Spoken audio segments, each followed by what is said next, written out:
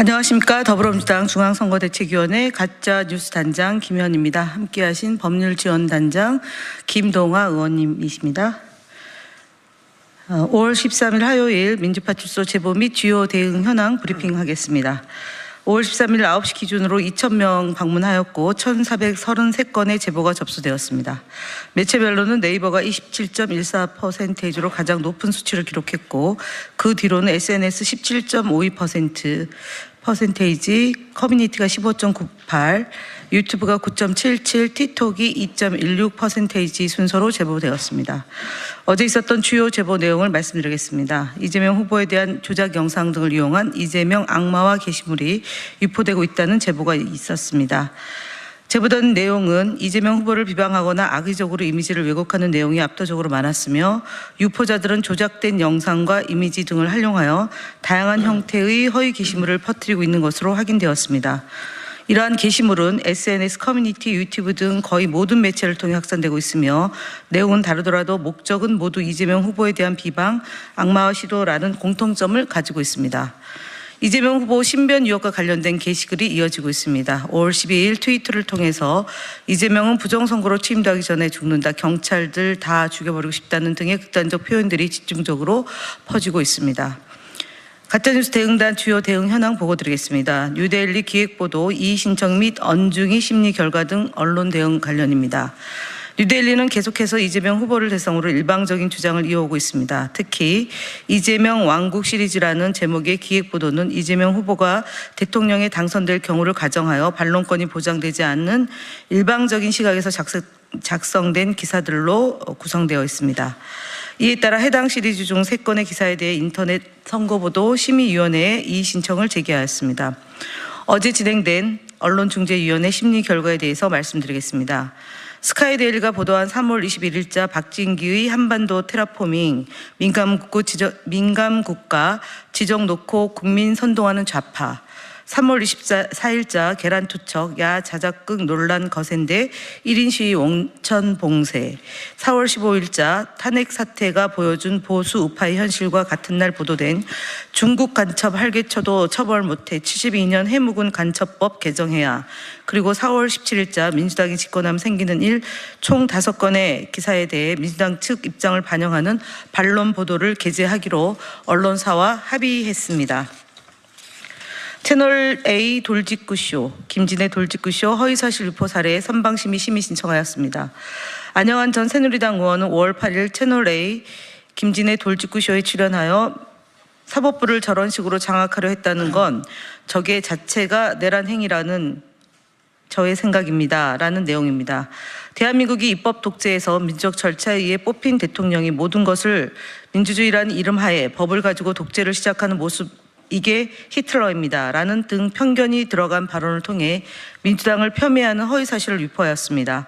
이어 12일에는 같은 프로그램에 국민의힘 곽규택 의원이 출연하여 더불어민주당 이재명 대선 후보와 비교했을 때 김문수 후보의 잘못된 점은 가볍다는 식의 발언을 하여 이재명 후보를 폄훼하였습니다. 또한 이재명 후보가 주한미군 철수를 주장했다라는 식의 허위사실을 유포함으로써 시청자들을 혼동케 하였습니다. 해당 사례 모두 선거방송심의위원회 관련 특별규정 제5조 1항 및 제12조 3항, 제16조를 위반하여 선방심의에 심의 신청하였습니다. 다음으로 김동아 의원님이 하시겠습니다.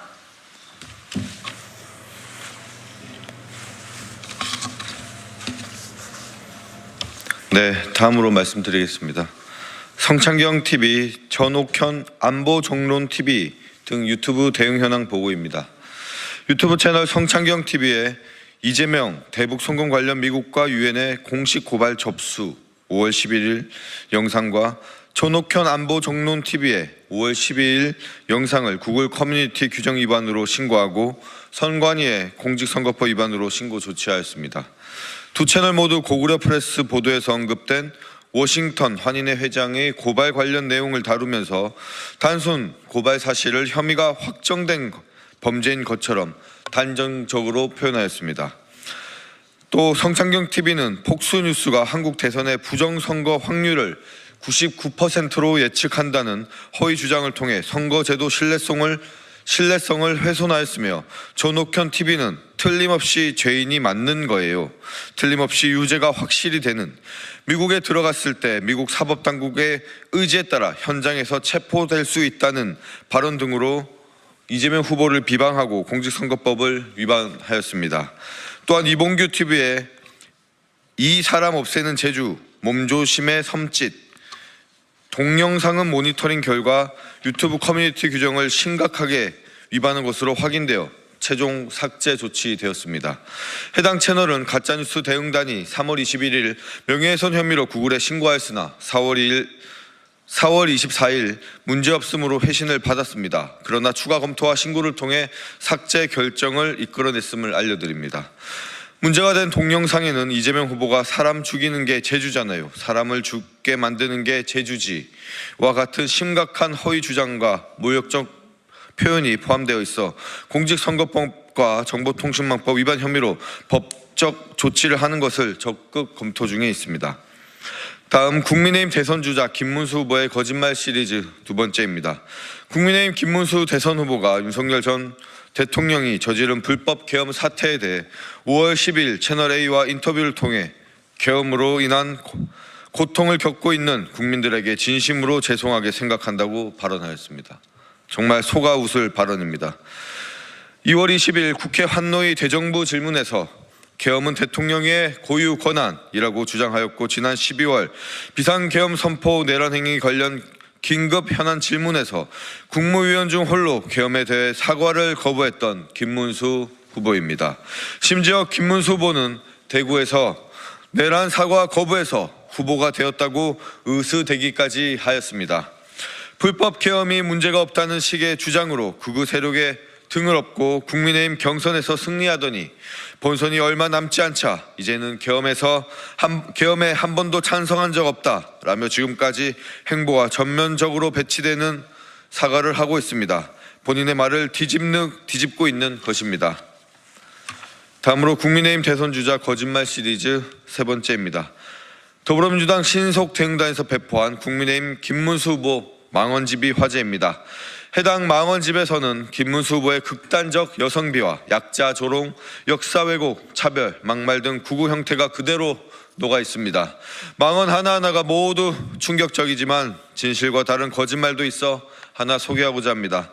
2014년 고용노동부 장관 후보자 인사청문회에서 김문수 당시 장관 후보자는 제주 4.3은 명백하게 남로당이 일으킨 폭동이라고 주장했습니다.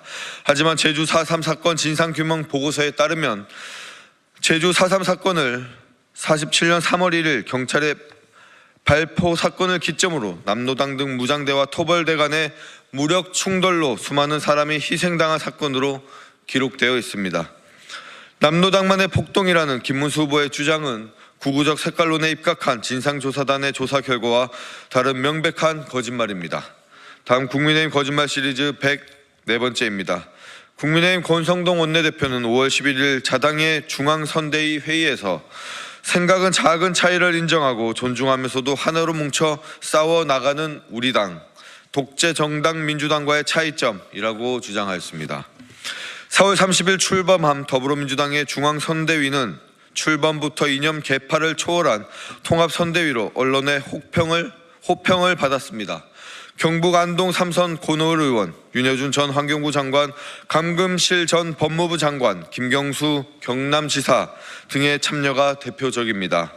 심지어 국민의힘의 홍준표 전 경선 후보의 책사 이병태 교수도 민주당 선대위에 합류하였고, 오늘 오전 홍준표 지지 모임 홍사무 회원들이 이재명 후보에 대한 지지 선언을 하기도 하였습니다.